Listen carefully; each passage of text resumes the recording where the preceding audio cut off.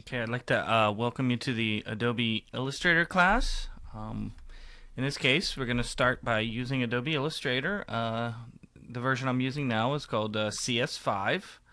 Came out in the summer, well, at least for me, I got it in the summer of 2010. And I'm just going to review some of the essential basics of Adobe Illustrator and some of the things that you should know before you get started, and some of the things that you should look at as you are working. I've been using Illustrator for almost 20 years now, and it has been 20 years. But in this case, I'm just going to start by talking about the interface a little bit and how to deal with the interface. My window's a little small. Sometimes you might see the Adobe Illustrator toolbar, and let's start over here on the left side of the screen here.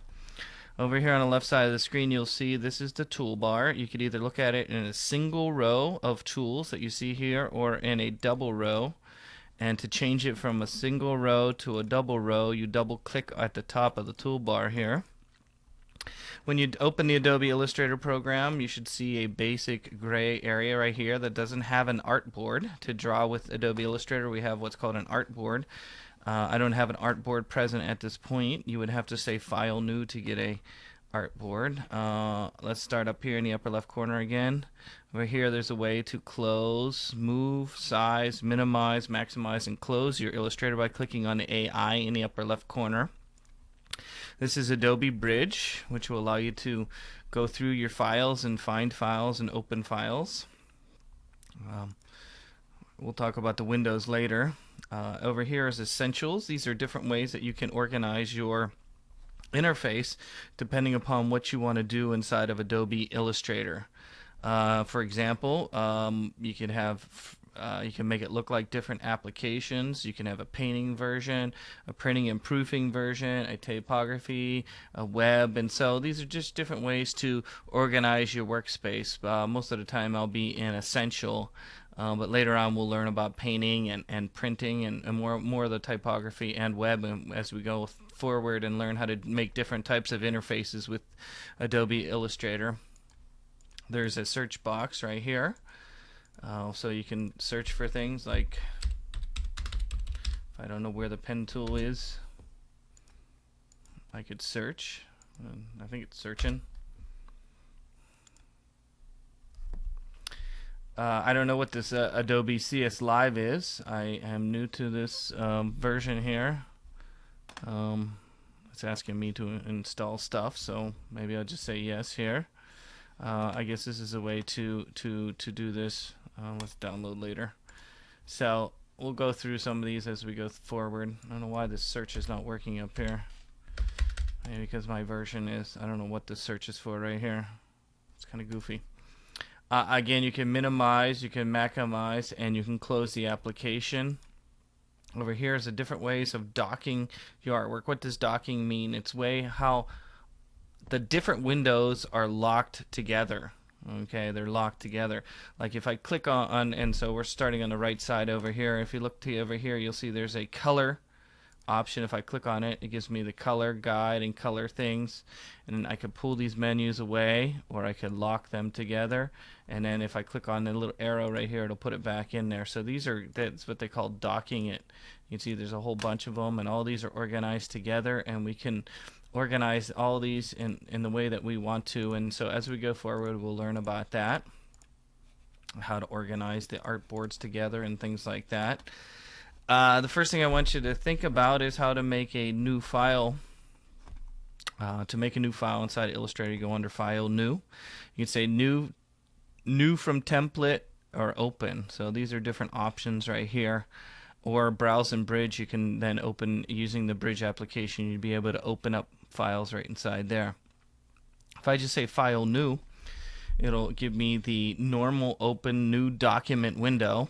And the first thing you can do is start with your new document, and I'm going to start by making simple flowers inside of Adobe Illustrator today. So I'm going to put in the flowers as the name of my document. Next thing you can do under where the new document window is under Illustrator. The majority of people use Illustrator for creating print documents. Adobe Illustrator is a vector-based application which allows you to make artwork that is resolution independent. So it works great for printing because you're limited only by the output printing, what is the resolution of what you're trying to print on. So it works great for printing, and that's why printing is the number one option here when you go under new document. But there's a variety of other ones in there. There's web, where you can choose different web sizes. You can see the common web sizes would be 640 by 480, 800 by 600, or 1024 by 768. Other options would be mobile devices, depending upon the type of cell phone or that, and we'll learn about how to do things like that in this class. Video and film, we'll learn about the different video options. These are different sizes for your video. You have high definition video. Some of the ones that I use mostly would be the DV right here. DV NTSC is the common 4:3 old standard TV, and then you have a widescreen TV. And then you have the one that I use as far as high definition is the HDV 1080, is which is the one that works with my my video camera. So these are common video options. Basic CMYK is for basic document that has cyan, magenta, yellow, so it's a basic printing document. As you can see here, it is using a screen resolution of 72 there though, and we'll learn about that later. Basic RGB, and then of course there's a new thing called Flash Catalyst, which I've been learning this summer, and it's a quite useful tool, and it's kind of like the web options. As you can see here, again, you have the 640 by 480, 800 by 600, and a 1024 by 768, but you're not limited by these documents. You can come in here and type in any size you want, 500 by 400 or something like that. So you're never limited. And then units over here is you got points, picas, inches, millimeters, centimeters, and pixels. The ones primarily that we would use in this class would be inches and pixels is mostly what I would use. These other ones, the points and the picas, tend to be for print, which is okay. Millimeters and centimeters, just depending upon what you want to use. I use pixels when I'm trying to design things for the screen, and I use inches when I'm designing things for print. Just depending upon what you want, but most of the time we might just start with the common print option.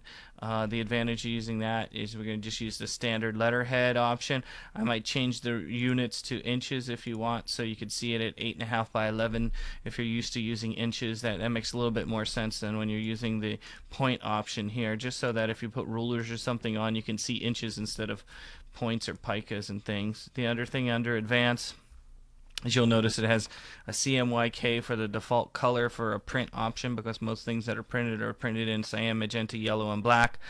The resolution here for the raster effects is if you do some bitmap, bring in some Photoshop things that are in bitmap, what is it going to do? Resolution of that going to be, and it's at 300 ppi right here. If you're rasterizing effects, if you were going to convert vector artwork into bitmap artwork, what is the resolution of that going to be? And that's what this option is right here. So there's a whole bunch of options here. There's align new objects to grid pixels.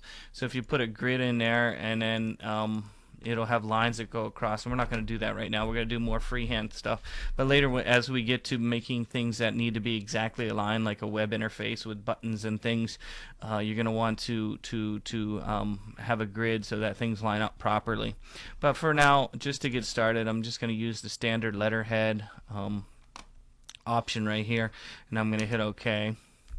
As I hit OK, you'll notice the interface starts. As we look at the interface here, some of the things you'll notice is there is a line that goes around the outside here. This is the artboard. This is the things that are printed. All the stuff that's within this line is printed. Anything outside will not be printed.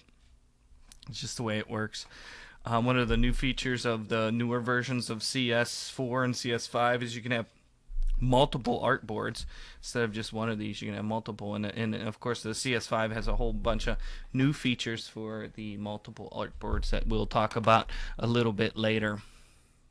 In this case, I just want you to try and practice some of the windows, bringing them out, putting them back, closing them, opening a toolbar. Here's the brush option right here, bringing it out, swatches, bringing them out, symbols, bringing them out, putting them back.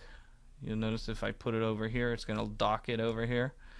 And so that's a hard thing to get used to for some people, is how to open and close a window. Okay, X in the upper corner will close a window, close a window. If you want to open windows, you can go under Window also, and there's all where all the windows are, or they might be over here in the dock. So it's like a web interface that has multiple buttons that do the same thing. You know, you have these graphic symbols over here, which are the same thing as the words that pull down here. So if I wanted to get to, let's say, the color guide right here, I could click color guide. You'll notice it pops up over here, or I could click here and get the color guide. So it's the same thing. Let's quickly review the tools here. Again, the top tools up here are selection tools. The middle tools here are drawing tools. These are manipulation tools. These are coloring tools, or sometimes adding tools, we'll say, not necessarily coloring. We also have sprayer and column graph. This is the artboard tool, which allows you to have more artboard. Slicing tool to slice your objects up for a web interface. And these are the color options. You got your fill is your first color on top, and your stroke is the color on the bottom. They also have new features here in CS5 where you can actually draw normal, draw behind, or draw inside. And these kind of come from, these options that you see here in the toolbar come from Adobe Flash, which we were always able to draw within an object or outside an object, and Illustrator really never had that, but now they do. And so we'll be looking at these features of the new CS5. Now, I know some of you maybe in this class are using CS4. That's okay. If you're not taking advantage of some of these tools, it's all right.